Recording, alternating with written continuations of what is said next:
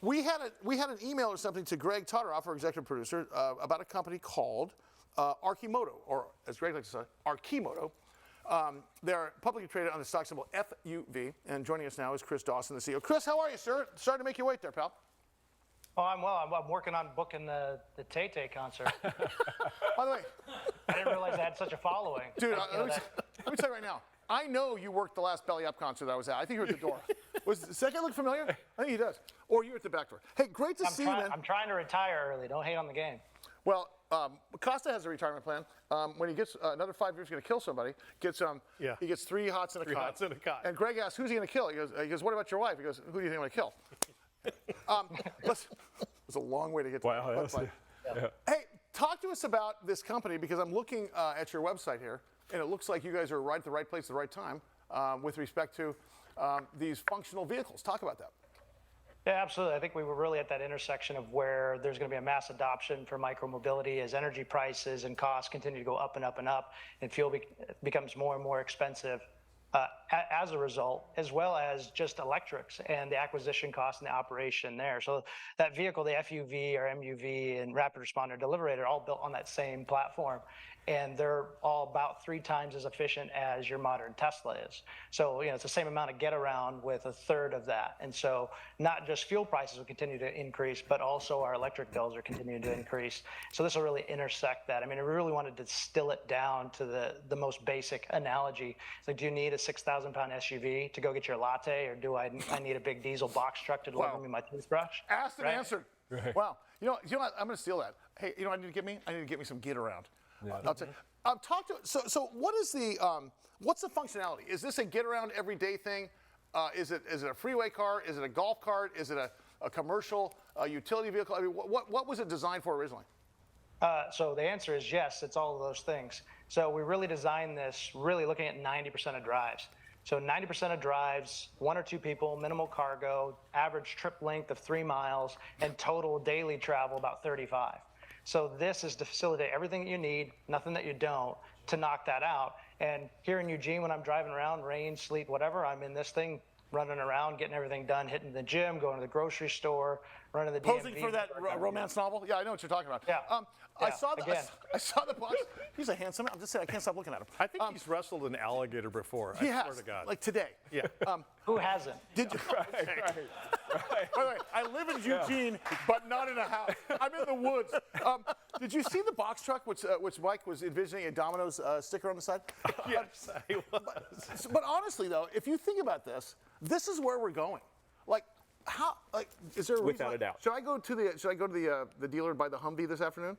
Probably not. We're going to this direction now. Well, not to mention they look like they're fun to drive. Yes. Yeah. What Right? could go wrong? Like, Chris, does this drive like a snowmobile, or what's a motorcycle? What does it feel like? And does it come with a cooler in the back? Yeah, so I'd say the ride is very similar to between a four-wheeler and a motorcycle, right? You have all the stability that you get in the four-wheeler, but you get closer performance to what you get on 2 wheels. And so you still have that motorcycle control structure, but you also still have a foot brake. So it's very comfortable, very intuitive for anyone to just jump in and go. I can give someone a 30-second run through on the controls, and they're off into the races. It'll hit 80 miles an hour on the highway. Wait. Wow. It goes 80? Yep. Wow. What could go wrong? And it's quick. And it's quick enough to outrun all the ICEs is when you need to get ahead, to get over, take a right or a left. Did you just say outrun ice? I'm just asking for a friend. Yeah. So it's brilliant so what is the addressable market here? Because you're in the right place, right time for EVs, number one. Number two, we are with COVID, didn't we take away 30% of the parking spaces because of the restaurants, right? Yes. I mean, you're in the right Street place. cafes. So what's the price point, and are we on the market, and how do people get involved? Yeah, so we are on the market. The stripped down base price is at $19,900. All the way up to 25 plus, depending on the options that you select for it. And to your point around parking and everything else, if you're living in a thick urban area, this is a really ideal vehicle. We drive around here, we even stick 2 into 1 parking spot. Wow. And so you can put these next to each other in a lane if you really wanted to. So we're taking up far less space. It's a lot easier to find parking. Most places are completely agreeable to let you park this where they park motorcycles or out front. So you can really get these in here, and it's not just the energy usage, but also the space that we're taking up, the amount of material that goes into the vehicle. So if you really want to be intellectually honest around what a sustainable vehicle looks like, this is what that is. Chris, is maintenance and upkeep pretty minimal? Yeah. So just like in any electric vehicle, there's far less moving parts than there is in a typical ICE. We're even more simple, again, because we've built this to all the things that you need for that get around, but none of the things that you don't. So it means maintenance is considerably less and easier. You end up getting into more part swapping than anything.